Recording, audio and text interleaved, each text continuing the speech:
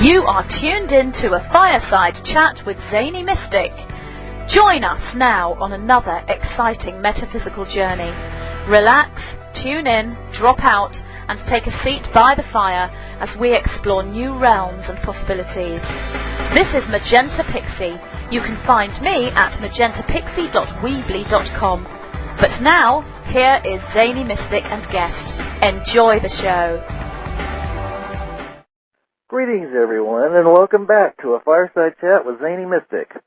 I'm your host, Zany Mystic, otherwise known in person as Lance White. Tonight, I'm thrilled to have Robert Perala as my guest. Robert is the internationally acclaimed author of The Divine Blueprint, Roadmap for the New Millennium, and The Divine Architect, The Art of Living and Beyond. He is most noted for his outstanding lectures in North America. His contributions and publications include over 20 years' research in the esoteric sciences, metaphysics, past life, and near-death experience studies, including Earth-based anomalies and extraterrestrial science. Robert has led groups to the sacred sites of Stonehenge, England, Egypt, and the Far East, and his global humanitarian work has brought him prestigious awards. Today, he's a popular guest on radio and television such as CNN, the A&E channel, Fox Network, Coast to Coast AM, and tonight the global leading-edge metaphysical show, A Fireside Chat. With that great introduction, let's meet him in person now live. Hi, Robert. How are you? Hey, that's great to see you. Thanks for having me tonight. Well, I finished reading one of your books, The Divine Blueprint, today, and I just can't heap enough praise on it. It's just a wonderful book. And you've had quite a life so far, that would appear. Well, you know, I've been blessed. It's been rich. It's been adventurous. A little painful at times, but for the most part, you know, I count my blessings, considering that living in the material world is a lot harder than maybe living on the other side. Oh, yes. Before we get into, you know, what you're about and some of the experiences that you've had, you just came out with a YouTube video that's really amazing. Could you talk a little bit about that before we get into some of the other stuff? Thanks. You're very kind. Yeah, Deborah Welsh and I produced recently, we're producing a film called Just Sign Here, which was predicting actually the fall of the American banking institution and the collapse of the mortgage crisis and the loss of the American dream. The film was mainly shot in 2006 and was predicting what was going to happen that we've actually seen now happen since last fall with the collapse in the American economy and the banking system. And then I was very fortunate that there was a guy in Los Angeles, Stephen C. Perry, who picked it up and liked the song Whatever Happened to the American Dream. And, gee, you know, this is a great song, terribly recorded. Let's record it properly. Let's put an orchestra on it. Let me do this with you. And let's shoot a video. Let's do a YouTube video as well so we can illustrate what's going on.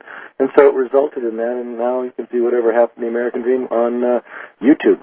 And it's very, very poignant towards the times. And I think we look towards the movie Just Sign Here coming out probably later on this year. That's wonderful. You know, I was reading your book, and then I looked at the video, and I was just spellbound by your voice and by the singer that sings with you. She is just fabulous.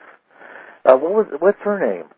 Her name's Deborah Thacker, and she came out of Saratoga. She's actually part of the Songwriting Guild here in Northern California, and she does a lot of live performance and, you know, recording, and she's just a very, very grounded girl, beautiful voice, and I brought the song to her a little over 2 years ago. She loved it, and she's, you know, it's very Paul McCartney.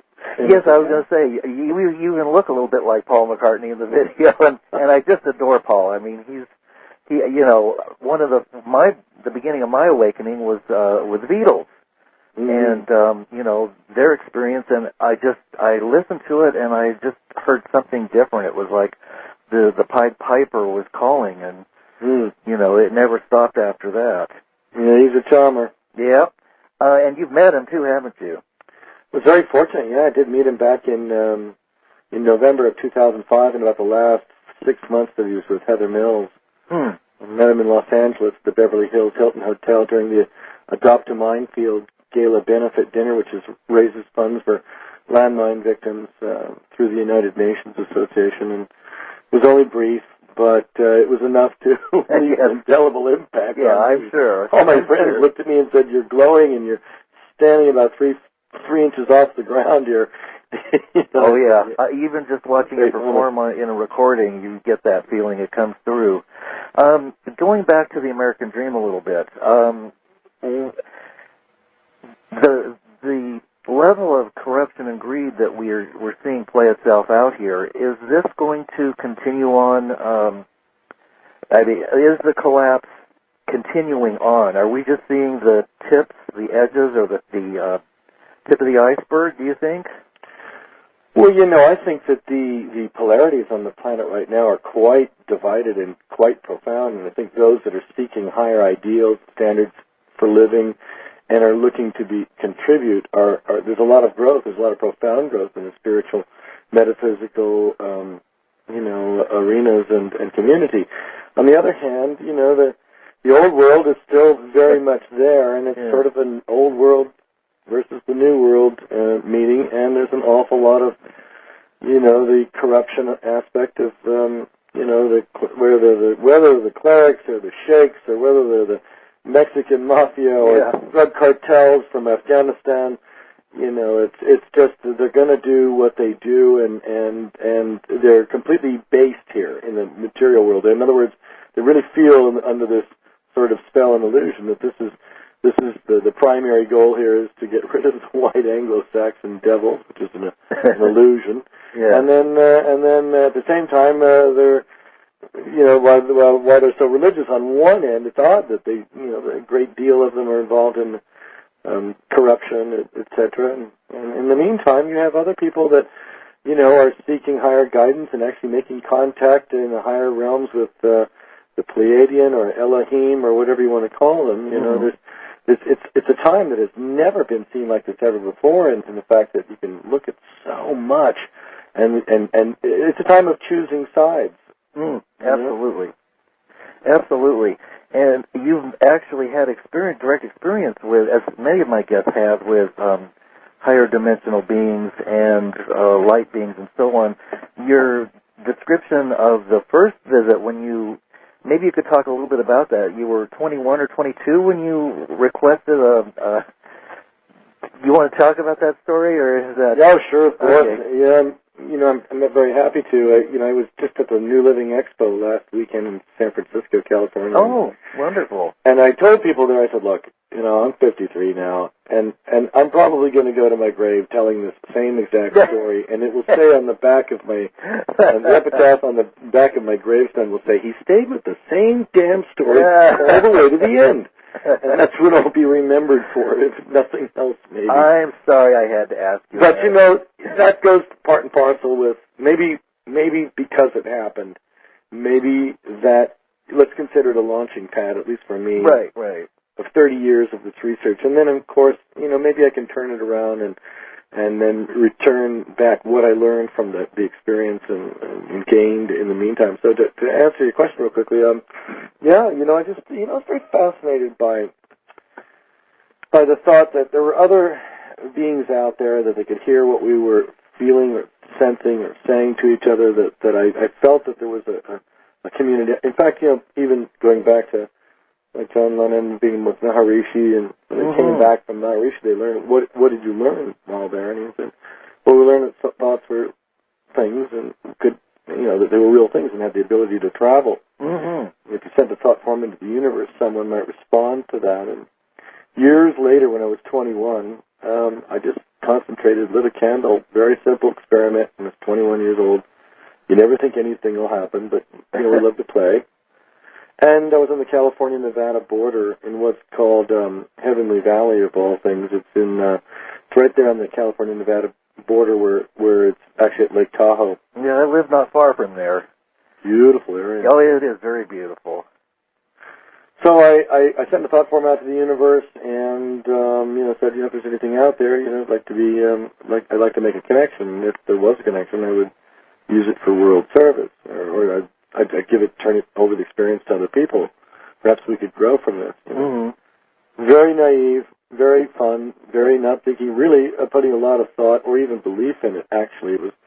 I just maybe I said the right thing. Maybe it was my karmic aspect. Maybe it was agreed upon.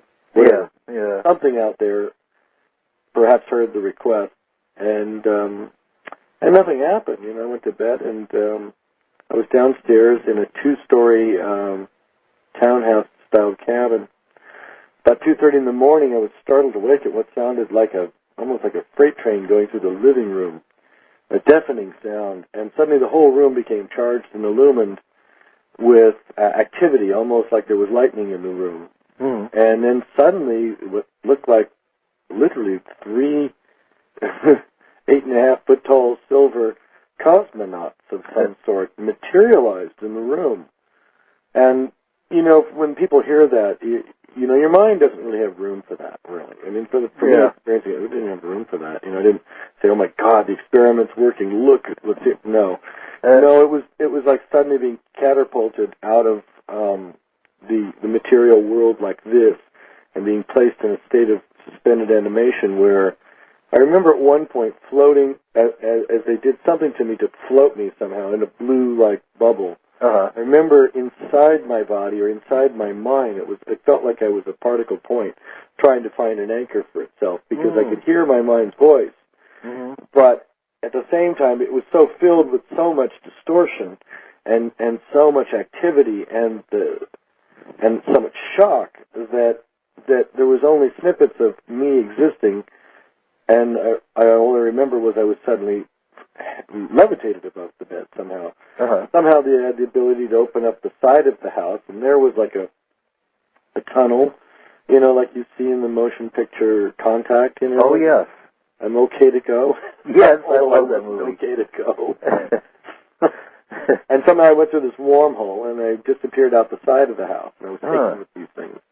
And at that point, it just becomes a very, very painful experience with all this. What I remember was millions of particles floating over me of blue, green, violet, indigo, red. And as it did, it was terribly painful. And for some reason, I remember traveling through this thing and remember thinking that if I don't think, if I just blank my thoughts, it's a lot easier. Suddenly it became a lot easier on me. The minute I began to think about what is happening here, it's almost like I became more susceptible to it. And I was taken into some kind of room of some sort, which almost I have no memory.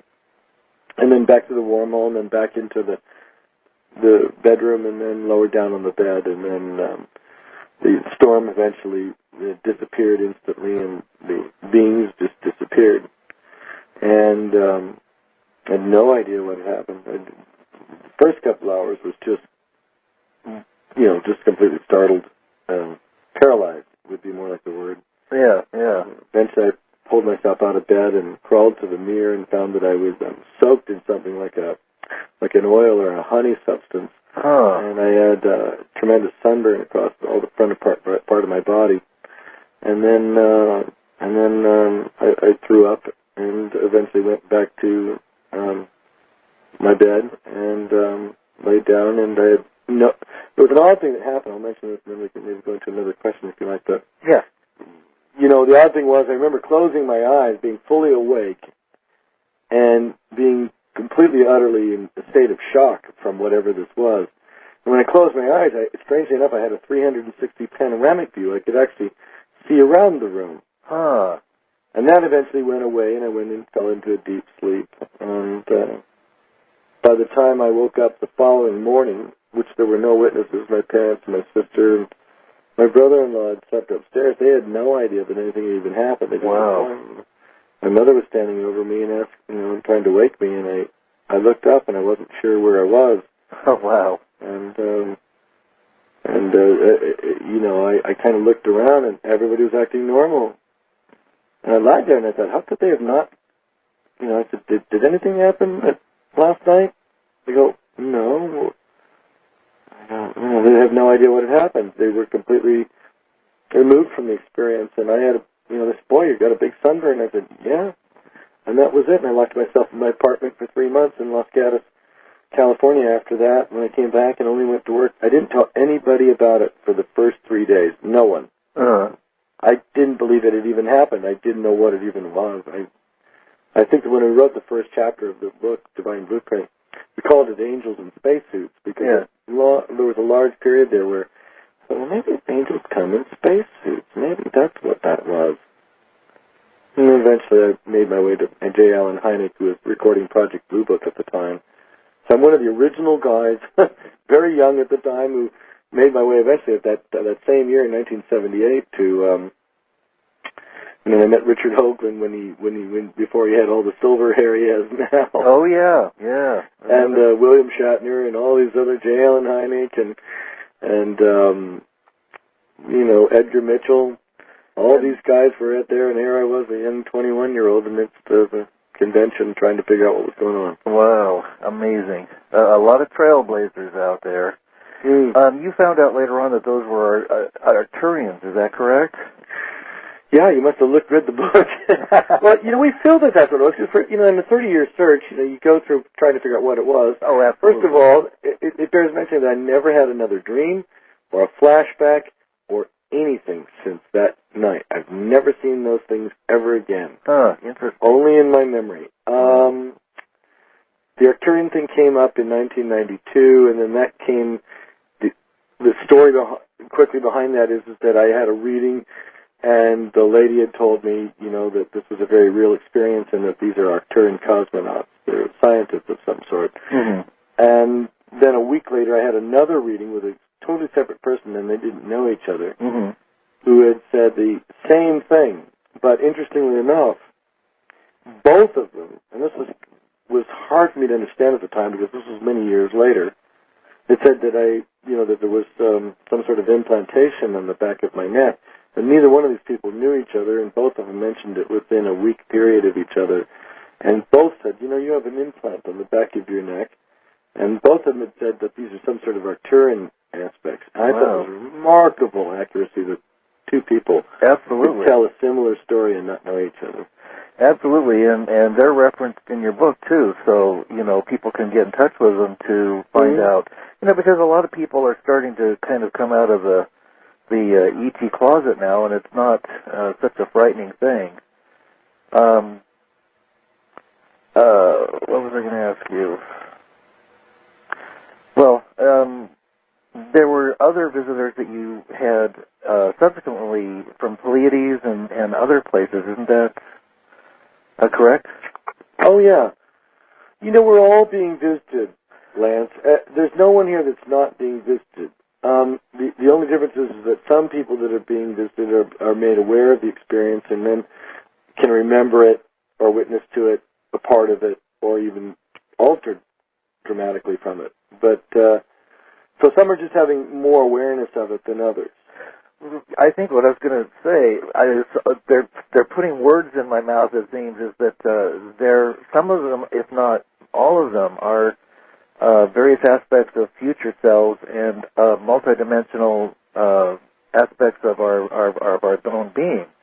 So they're basically family. We could have a smattering of Arcturian and Pleiadian and Orion and Sirian and probably a little bit of everything. Oh, yeah. Oh, absolutely. There's a stellar heritage behind us. They got a lot of trouble for that, Yeah. The first time I was on the Art Bell show, oh, my God, this must have been 1990, I think it was 98, somewhere in there. 10 years ago, at least. Wow. And he was as hot as could be. He was a trailblazer, Oh, yeah. That show in the 90s like that, you couldn't stop Art Bell. He was a beautiful guy. Mm-hmm.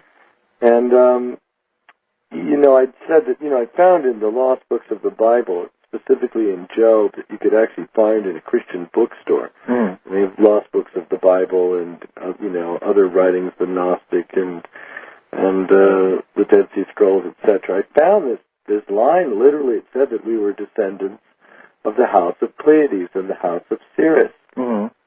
And so I later interpreted that or brought that to a couple of people, and they said, well, in those days, they were referring to the declaration on the sky and the constellation of what they were talking about. Later on, the conservative sections would dismiss it as, other things in the Bible they couldn't understand, or they wouldn't validate it that way. Mm-hmm.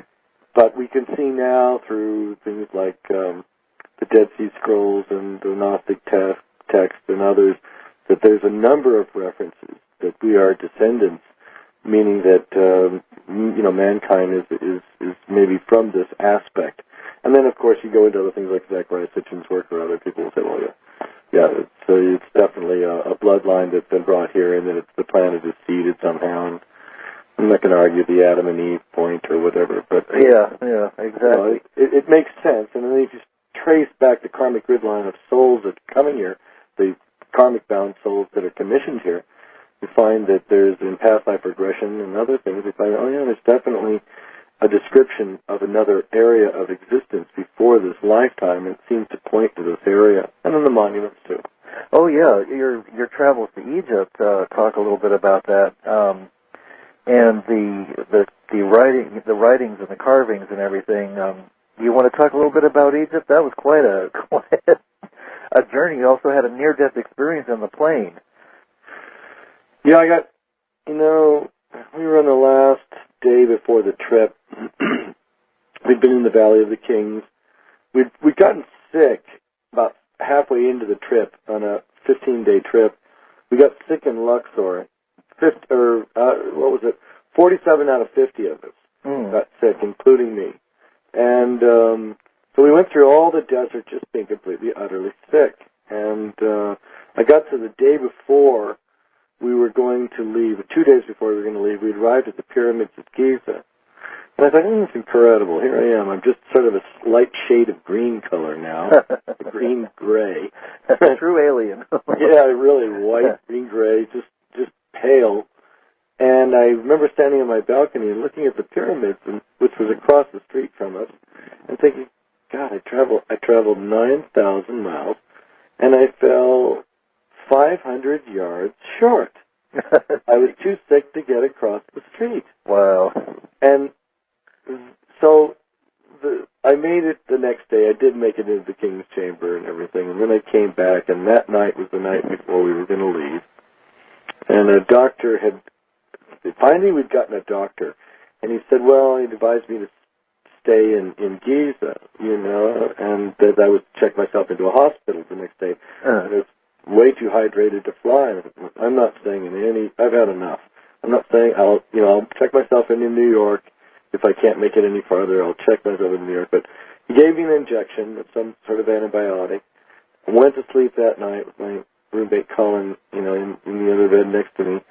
And that night, it was, I would say, it was an out-of-body / near-death experience in the sense that I was teleported, I think, to the other side and stayed there for quite a while, because when we lucid dream, you're aware that you're dreaming. And then eventually you'll come out of that. Most lucid dreaming only lasts us anywhere between about 1 to 2 minutes, and then on up even as much as 10 and even 12 minutes. Most lucid dreaming is in that sort of window in dream therapy. This just kept going on and on and on. And I realized at some point, as I met somebody over there who took me in various places, that there was a portion of me that had died. And I didn't understand at that time that we could be multidimensional, that we could be living in simultaneous places. And essentially I believe that I died, went to the other side, and then learned about what life was like on the other side. And when I came back, that changed my life literally forever, and then installed hopefully a sense of service, trying to be grounded and trying to tell what I've learned, how to experience authentically without embellishment, which is, I don't know if everybody will agree with that, but yeah, I do. Well, you also talk a lot about the life review, and I think that's something that's really important for people to understand. You helped your father through an experience with that by going through the life review with him prior to, and I know Daniel Brinkley does a lot of this work too. It actually helps when you cross over, doesn't it? It really does. When I came back from my experience, I realized that I was here on some kind of mission to dispel the myths and mysteries of death. And I knew enough about the other side to at least share that with audiences. And then I shared that with my dad in the last 12 months of his life, gave him books like Damian Brinkley and Betty Eadie, and read him things out of Barbara Marciniak, and a number of these tales that life is a cyclic and that the secret of life's continuum is not such a big secret if you want to look for it.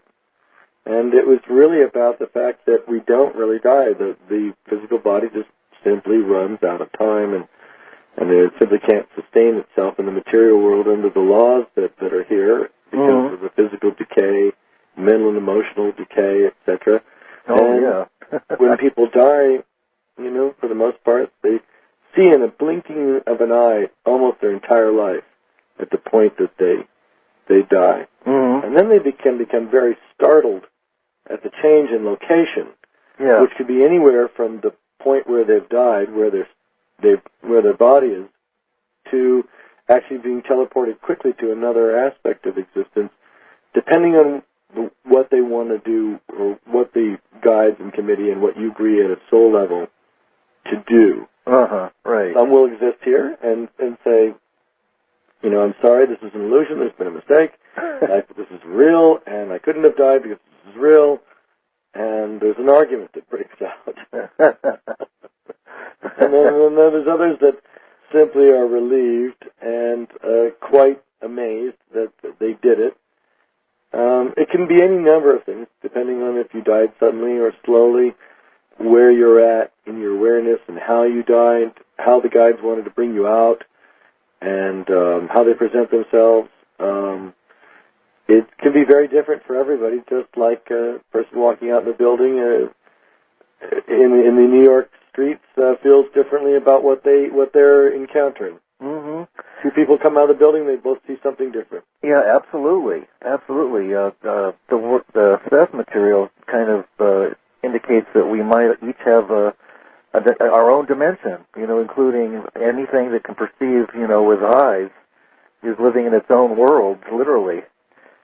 I've also read that some who don't cross over to the other side, some who are resistant, or maybe they've had very disturbing exits, or they've led a life where they don't really want to confront their current life, can get stuck or remain in the astral plane, in the lower force. Is that something you're familiar with? It was really illustrated in a couple of great films. One was Always by Steven Spielberg, a 1989 film. And, Richard Dreyfuss, died in an airplane and then existed for the most part. The story is about him living on the astral plane. In this case, we don't see any other dead people or the other community that is all existing on the astral plane. It was a personalized love story, but yet very real in the sense that he had flashes of his own life and was given a commission to come back and influence and inspire other people. In the film Ghost, with Patrick Swayze, we see another twist on the same styled story where Patrick's on the other side and does encounter a number of astral people, angry people who have died. The guy on the train, in the hospital. And then no one can hear him or see him until, of course, we have this interesting twist where only Whoopi Goldberg can kind of see and hear. And it's very true. There's existence on the astral plane quite pronounced. And there are animals, and there are people, and there are formations. It would be like diving in the ocean and seeing all these little fish swim by you that are purple and green and all these other different fish. And you'd go, oh, this has been going on the whole time? This is the way it's set up in that dimension. You're just underneath that surface of that particular channel. Same thing. You see formations that don't have any formation like a human figure. To us on the astral plane, they might be like a blob, like an amoeba that has consciousness. In many cases, more advanced than human beings by a long shot.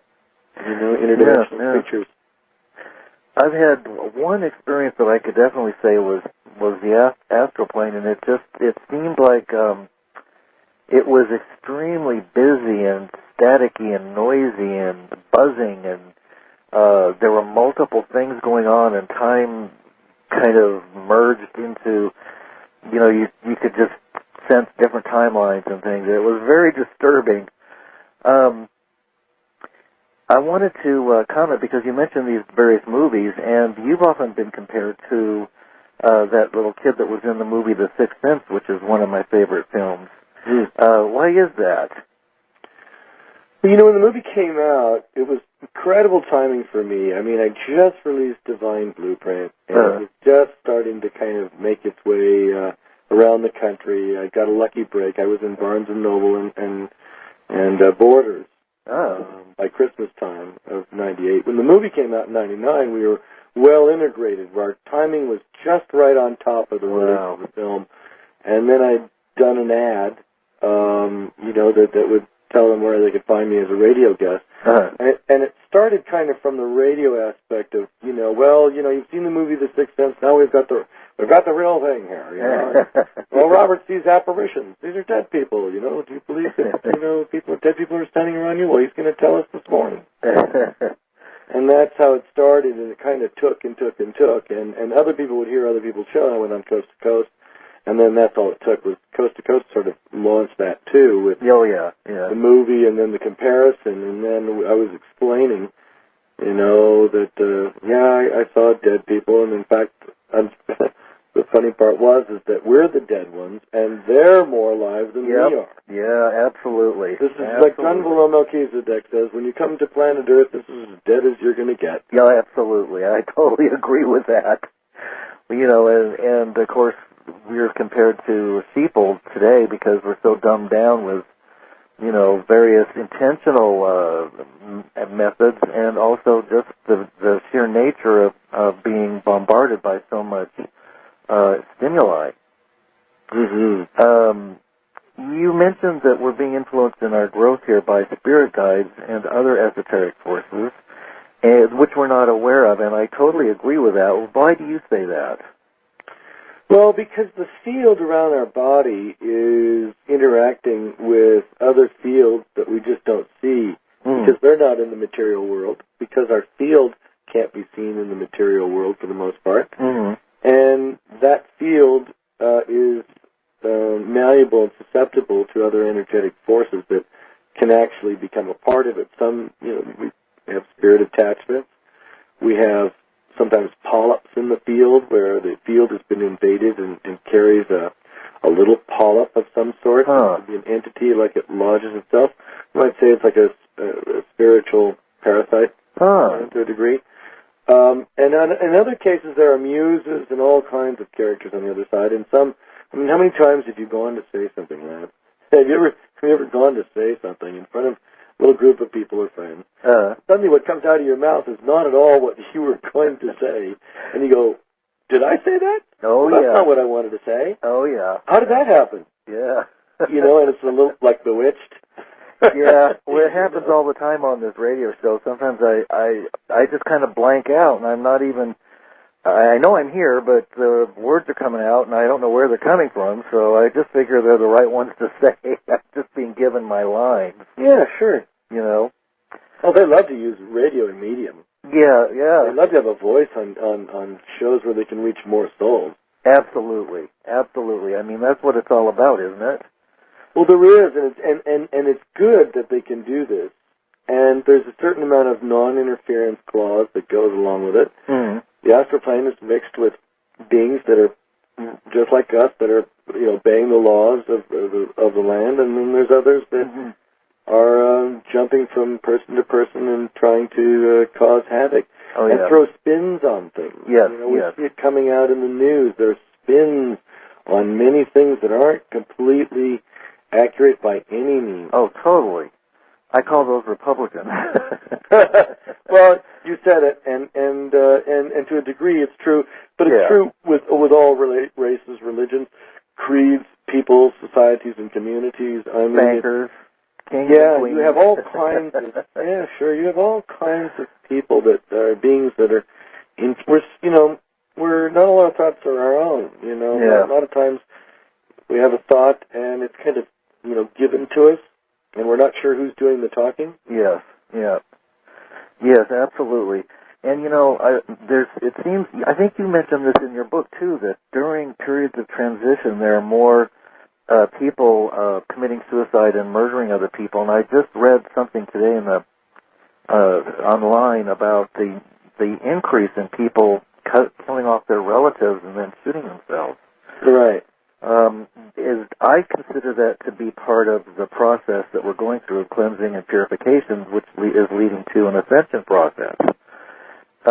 What do you think about the ascension of planet Earth and that whole idea that we're moving up into a higher density at a transition point at some point around 2012? Right. Well, first of all, I think that the atmosphere is becoming very, very thin between the veils. So what's kind of coming down from the fourth dimension is trickling into the third. And we're having a kind of a play-out here of some sort where entities that are more active here than they've ever been. There's a susceptibility to people through all kinds of toxins that we share here as little elixirs to make us feel better. It's very hard to live in the material world. So, of course, we have the drug, alcohol, and tobacco industries, multi-billion-dollar industries, and some people are very, very susceptible, due to the toxicity in their body. Oh, yeah. As far as the rising in frequency, it can be inspiring, uplifting, it can be, exhilarating, and it can catapult you into kind of a new modality of thinking and living. And that is going to increase. And it is increasing slowly but surely. It's what the Pleiadian aspect, I'm actually a very big subscriber to, I like what Barbara Marciniak has to say in her theories on what's called the nanosecond, and then the three basic what do you call windows of the nanosecond, beginning with the harmonic convergence in 87, a change in 97, and then the change in 2007, that leads to the winter solstice in 2012, and it will be like you've lived 1,000 years in a mere 25. Yeah. Which, if you look technologically, it's exactly that. Yes, absolutely. I noticed one phenomenon that, since we're on the subject of various substances, that hasn't hit the mainstream media yet, and that's the phenomenon of chemtrails. And it just seems to be that it's just kind of hovering underneath the radar, and I was wondering if that's something that's an ET origin project, or if that's strictly black operations that are trying to do something that we're totally unaware of. Yeah, well, there's chemtrails from a whole different group of sources. I mean, some chemtrails are just nothing more than jet streams, and then people read into it. Some chemtrails are government designed to control spray or to control a bug population, etc. Some chemtrails are designed for sinister purposes, and some chemtrails aren't even from anything that's from here. Some are coming from, actually, I think, some of the actual craft that are just passing through the atmosphere, and it's altered, the barometric pressure in the ionosphere. And so you really have it coming from several different sources, and it's difficult to say which one's which. But we are being influenced constantly. There's an advancement in scalar technology, and HARP and the rest of it. HARP, chemtrails, manipulation of weather patterns and atmospheric pressure. We're entering into a whole other dimensional world, which I think, going back to the ascension, is kind of, we're at a point where I think we're at the tipping point where we're just getting smart enough to, unfortunately, maybe end the material world as we know it. And I think before that happens, I'd like to believe, and I do believe, that there's going to be an intervention of some sort, and that's what they're calling, the conservatives will call it the rapture. The Maya will, say that the day of reckoning, the Mayan calendar, and all. There's many, many ways to say it, but I think what it is there's going to be an upset in the pathway for the incoming karmic bound souls to come in and fill their karmic debts and contracts and everything, and the spiritual hierarchy isn't going to let anything alter that. When things like the atomic bomb went off in Hiroshima in '45, that was allowed at that point. But and this is from that point on, all the souls became aware of how dangerous the whole paradigm could become. But we may reach some real changes. There may be some mass harvest. And I don't think that we're going to, I think we're going to be around a lot longer than people give us credit for. I don't think I think we're going to pass through 2012, and everything will be heightened. I think there'll be a lot of problems. I think there'll be a lot of solutions. I think there'll be a lot of groups leaving and a lot of groups staying. But not everybody will understand quite what has happened. The one equation that is playing out here is the fact that there is a return of the spiritual hierarchy that's making its way into the atmosphere that's extraordinarily subtle and slight and in the dream state, and for those that are ready, they will materialize very gently, and for the rest of the world, they won't have a clue and will deny anything has happened, such as the Bible says. Well, I agree with you on all of that, and it seems like there might be several timelines that are working themselves out, including those souls who may be incarnated here and are not ready to move into a higher reality. They may continue on with a third-dimensional experience, as the shift occurs. And in your book, you talk about us moving into or through the photon belt. Can you share a little bit about that, too? Because I know other people speak about this as well. Well, it's the mysterious photon belt. It doesn't get written about anywhere nearly today as it was back in the 90s. It was, at the time, a phase I was going through of studying the phenomena of the photon belt. It remains a theory that a great wall of galactic light passes through here, this universe, at the end of the precession of the equinox, and then because of it passing through, it alters life as we know it. The Christians will talk about, in the Bible, we talk about, the sun being blotted out of the sky like a sackcloth of blood was put on it. The photon belt theory says this is because of the barometric atmospheric pressure that the sun would not be completely blotted out, but would appear as an orange color and turn the atmosphere orange because we're passing through this galactic belt. You have many people that are coming from the science community, the religious community, and the metaphysical community trying to find out if it's even a real, entity. And that with it, as we passed into the outer lip of the null zone, we would go, because of the pressure of going through it, we would see what would be considered 3 days of darkness. The Bible will validate that. So you kind of have these scientists saying one thing about this photon belt theory, and then the ancient prophets saying, a similar thing in their language in the text that's today considered the King James or Standard Version of the Bible. And as we pass through the 3 days of darkness, there will be many souls that will not retain their material bodies and will step out. Many souls will survive it. And at the end of the third day will be commenced with a return of the spiritual hierarchy. In which case, the Earth has reached the end of the crescendo of a cycle, and these beings become known, and we're stepping into the galactic society, and there is a changeover and a merge and a blend. Now, how that plays out, there's the wild theories that are very evident to everybody, and then there's the conservative theories that say it's only a slight change. And won't be noticed so much and won't be so dramatic. Well, it's fun to entertain all of those thoughts. I tend to lean towards the more dramatic changes. And there's some that say that we'll be literally lifted by our ET family off the planet. So, there's anything is possible, I suppose. So, it's a remarkable time that we're in. It's a time that if people focus their attention, you can grow profoundly. If you don't focus your attention, you can be pulled away quickly from the other realities that are presenting themselves to you and the opportunities. You got great coaches out there. You know, been a graduate of the Robbins Research Institute.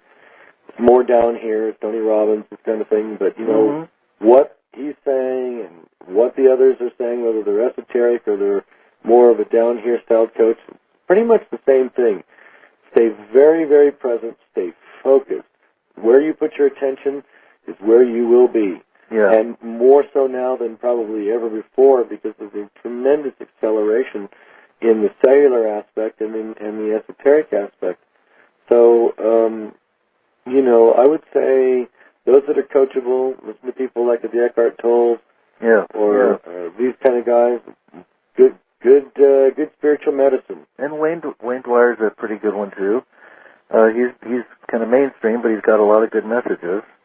He's a beautiful guy and a necessary catalyst and bridge between sort of the regular Joes that watch the Oprah Winfrey show and the metaphysical crowd who is searching hard. He's a wonderful, so is Deepak Chopra. Wonderful blend of sort of explaining how both sides can kind of come into the middle with a school of thought, step out of the sort of religious aspect that might be somewhat holding you back a little bit from looking at a broader picture. Right. It creates limitation.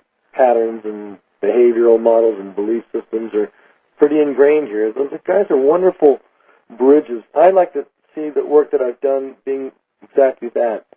A nice, not a messenger, even though I know that there's a lot of people who say so, and even on my book we've kind of played with it a little bit, but really I'm a spiritual reporter, just reporting on the things that I find that are interesting to have the mind consider. Oh, absolutely, and I'm telling you, your book definitely is a page-turner.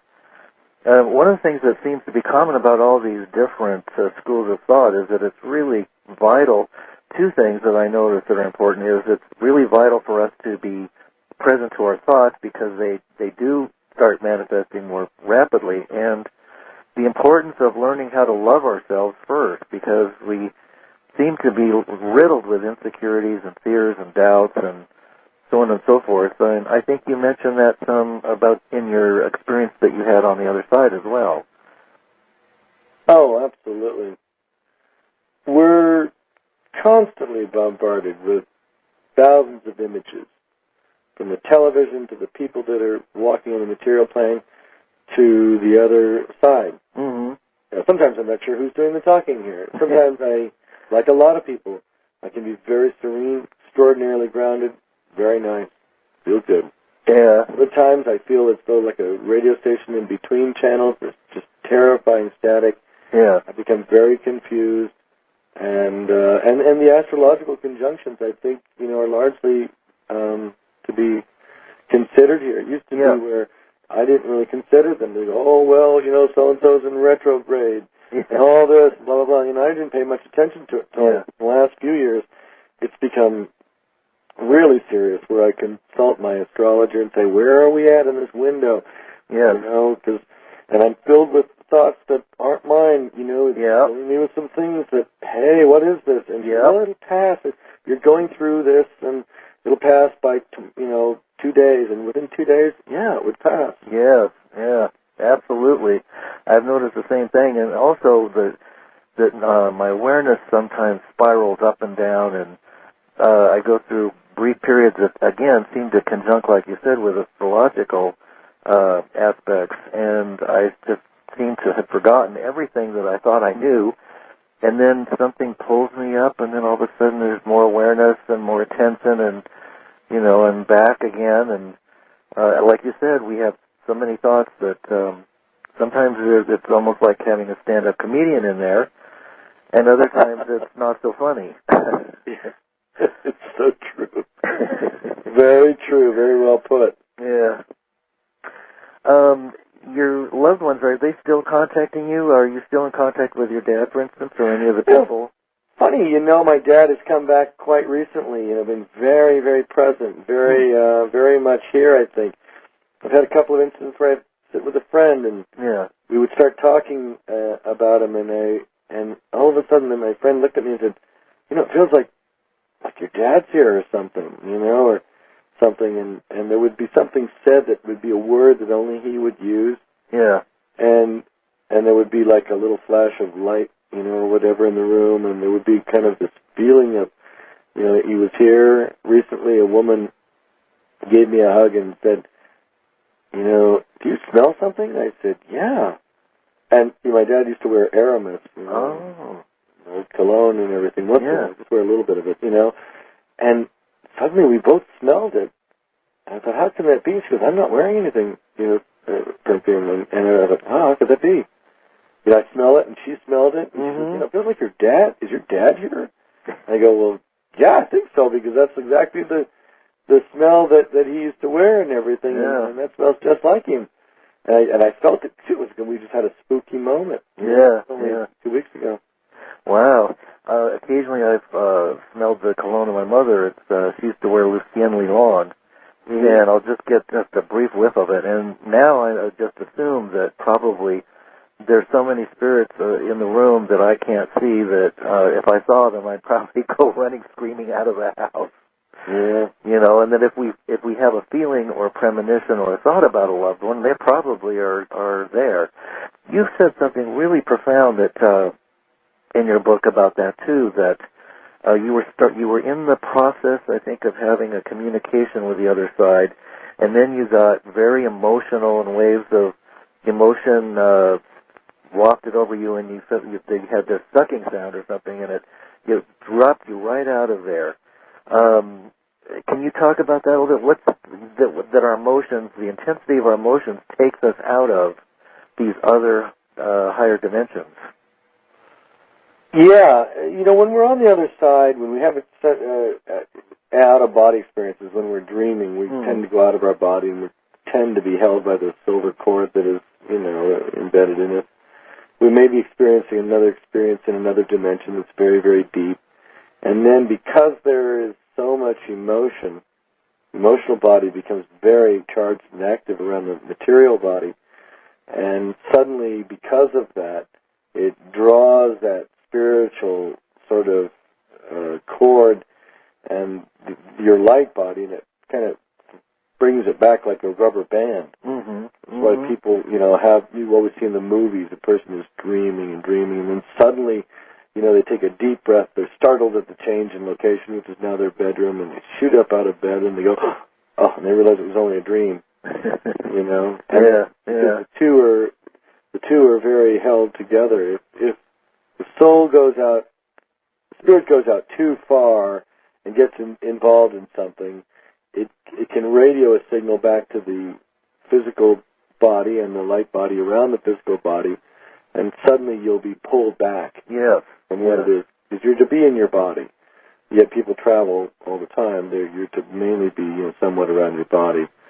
It's for best results. I'm not a real big fan of people I don't want to downgrade astral projection. I think it works for some. I think it's fine.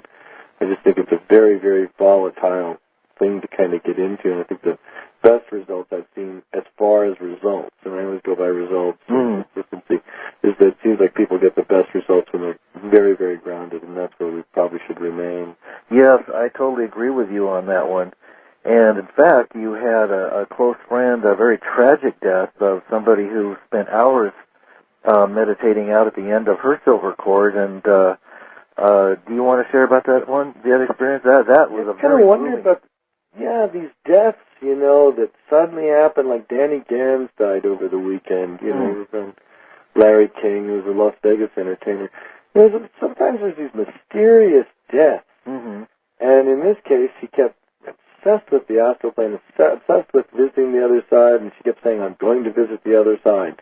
She almost considered her mission to be like a astronaut, only an out-of-body experience, and we kept telling her, you got to stay in your body and stop playing with all this kind of stuff. And we went to Mount Shasta, we came back, she evidently attempted some kind of experiment, and she passed away. This is a perfectly healthy girl, no medical issues, no nothing. When she died, I just happened to have a friend of mine at the house, Art, was at the house doing sessions, and I got the call from a friend that her body had been found, and that's why she didn't show up at my house that afternoon. She was supposed to be at my house around 4. Uh-huh. We got back around 7 from dinner. Still no phone call that she had passed away. And the whole time, all throughout the day, I kept feeling like, and she was just arriving at the door. I went to the door several times thinking, well, she's here. I went to the back window and looked over into the little parking stall. Uh-huh. I thought, God, it just feels like she's here. Her car's there, but I kept thinking she'll be here any minute. And she was never here. And then finally, my friend had tuned into it and said, no, I think she is here. She says that nobody can hear her. She said she came here to the house, and she's crying and saying something to the effect of, you were right. She goes, I'm stuck on the other side. Wow. She said she couldn't get back in her body. Wow. I guess once you go beyond the silver cord snaps, that's kind of it. You can't get back. Be careful while you're here. Yes, exactly. I prefer being grounded myself. You've had so much wonderful contact from the other side and from extraterrestrial influences. If you had to sum up what the message for us is from these various sources, what would you say that would be? Okay, go ahead. Oh, okay. Well, my girlfriend reminds me always in England. Helen always reminds me to stay grounded, stay focused, stay healthy, stay in tune, do your homework. Be very, very tuned into your heart, and look towards giving the best you can each and every day to each person you meet. Wonderful. Well, Robert, we've run out of time. Would you please tell our listeners where your website is? They can find me at UnitedLight.com. That's UnitedLight.com, and you can email me at Robert@UnitedLight.com, and you can find me at YouTube also. Wonderful. Perala. Well, Robert, we've run out of time. That time just flew by. So thank you so much for being on the show. Thanks, Lance. All right. Blessed. Many blessings. Many blessings to you, too. Okay. Good night. Talk soon. Bye-bye. Bye-bye.